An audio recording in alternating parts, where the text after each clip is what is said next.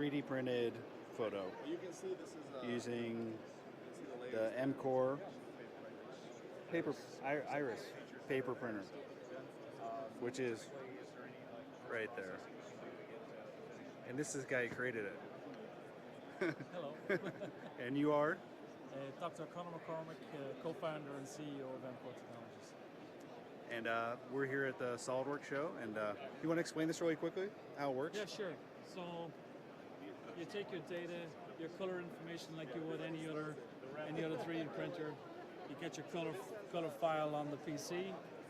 You slice the file, and not only does it work at the cut profile, it also works at the color along that cut profile.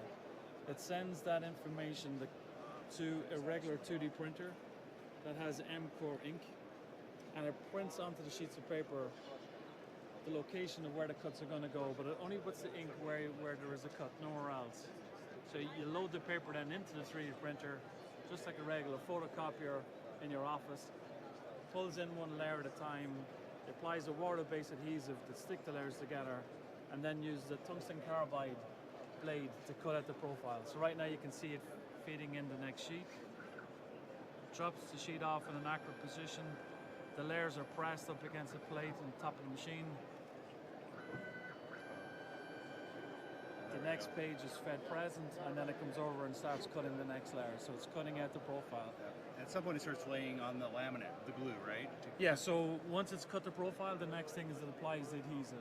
And the thing about the ink is that we print in 3D, so the ink is 3D ink, if you think of it that way. Right. So when it prints onto the media, the paper, it goes through the media from the top and the bottom, so that when you cut the profile, you have the color all the way through the cut surface.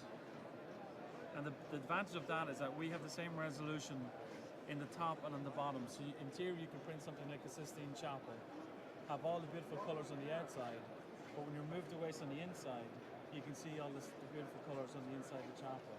So you get the same resolution top and bottom. You're not relying on ink to go from the top to get all the way through to the bottom. And when that happens, you can get mixing of the ink and you can get problems with the color. So we get very high resolution top and bottom parts. So we can bring parts face down and face up and you get the same res. Great. All right. Thank you, Dr. McCormack.